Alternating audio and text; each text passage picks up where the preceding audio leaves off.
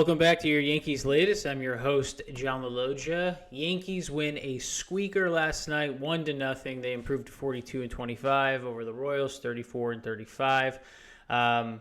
Just a great overall win. Again, this team is so balanced. Beat Seth Lugo, who was an all-star last year. He threw 5 2/3 scoreless innings. Just a really solid game from the Yankees. And then showing you again, they don't have to slug their way to wins. They can win close games. They can win with pitching and great defense from Volpe and Bellinger and Grisham and so many, everybody. Like, it was incredible. LeMahieu. So really, really great defense and pitching all around. And this team is rolling. The bullpen was good. Peraza made an incredible barehanded play at third base and a great scoop by Goldschmidt. Goldschmidt's so good, not just at the plate, but defensively. I do think he's your starting first baseman, and Ben Rice is probably a DH. And I know there's been talks about Ben Rice possibly playing catcher, which he hasn't in forever, but they're actually trying to make him do that because they want his bat in the lineup, but also, like, Goldschmidt is the best defensive first baseman that you have because obviously when Stanton comes back, he'll DH. But last night, the only run that happened, it was guys on first and second. Goldie rips base hit to Pasquantino, or I think it was Caglione at first. Actually, it might have been Pasquantino. Anyway, it was ripped, and the ball went off his glove, and then Pablo Reyes stumbles around third, gets caught in a rundown, and then breaks for home.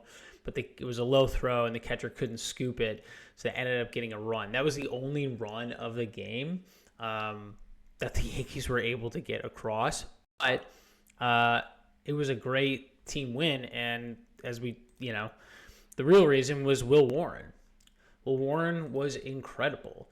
You are seeing a guy who, just like Clark Schmidt, learning how to pitch. He tossed 5 2/3 scoreless innings, 4 hits, no earned runs, 4 strikeouts. But again, that sweeper down and away, he's got great stuff at 84, 85 miles an hour. It's unhittable. He K'd Bobby Witt Jr. Fastball up was lively, 94, 95. Got Caglione to hit into a double play. Fastball down and away. He used effective velocity really well, which is basically just changing the eye level of the hitter. And with that sweep, with that really good sweeper at 84, 85, and then to lefties, we can throw it down and in, and then elevate your fastball at 94, 95. It was very, very effective last night. Again, similar to Schmidt, he is learning how to pitch. And what was seen as a liability in the latter portion of this rotation with Warren and Schmidt, starting to figure it out. Salvatore Perez blew him away with a fastball. Caglione, a sweeper, got him caught looking, backdoored him. Just really late movement on that thing, and just really good arm action. And again, learning how to pitch, learning how to find outs. Only 4 strikeouts, but he moved the ball around. He has really great stuff and a lot of soft contact. So, again, huge performance from Warren, and that's what you want to see. And again, when he was taken out, Boone and Warren kind of had like a laughing exchange at the mound. And so he's obviously pitching with supreme confidence. So is Schmidt. This team is absolutely rolling, and credit to him because he was phenomenal last night. And so is the defense. Again, you see Volpe's play in the hole where he's ranging to his right and throws across his body and gets him. It wasn't quite Jeter-esque. I know people are going to make parallels to that, but it was an amazing play. It was a really, really good play. And again, Pablo Reyes at second base had a really nice little glove flip backhand. That was awesome too. So again, pitching and defense won this game. And it was awesome to see. So Chisholm gets hurt. He goes down. And I don't think it's super serious because he's supposed to be back in the lineup today. But Stanton is supposed to come up. So Chisholm's got left groin tightness. He tweaked it while running the second. I think it's just a precaution. I think he'll probably play today. Stanton, I would expect to be back for the Boston series. He went 3 for 7 with 4 RBIs in the 2 AA games. He's ready to rock. Stroman looked really good. I don't think he's ready to come back yet, but 3 1/3 innings pitched, struck out 4 in his rehab stint. He's building back up to be a starter, so that's really good update from him. But I would expect to see Stanton in this Boston series, like 100%. He should be in there, and I suspect that he will be.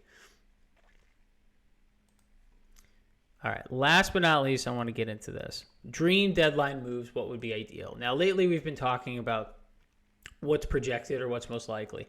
They need a third baseman, obviously, especially with the injury-prone Chisholm, and LeMahieu's sort of a platoon. He can play third base. He's probably good at second base, but you like him to come off the bench in key situations where he can play defense, get timely hits. But we've talked about Arenado. We've talked about Suarez a lot. Aaron Savale, I don't know if you heard, he has to be traded from the Brewers because they moved him from the rotation to the bullpen because he wasn't producing enough. Pat Murphy said, I don't care, you're still pitching. But that might be a possible move to get another quality starting pitcher.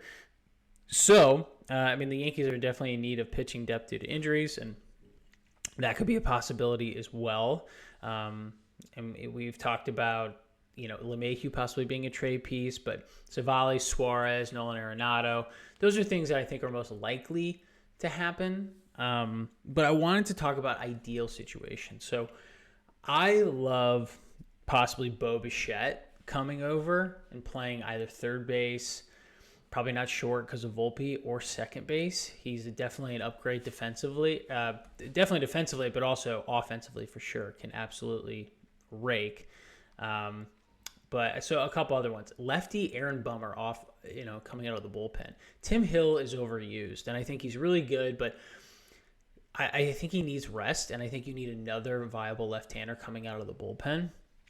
And so I think he's an elite lefty. He's got great stuff. His sinker is insane, and he strengthens you in late innings. I think he could be a huge addition and an ideal situation for this team. I don't know if they're going to do this, but Brendan Donovan, infielder at third base or second base, you definitely need a third baseman. He's having an incredible year, versatile, really high on-base percentage, and definitely playoff ready.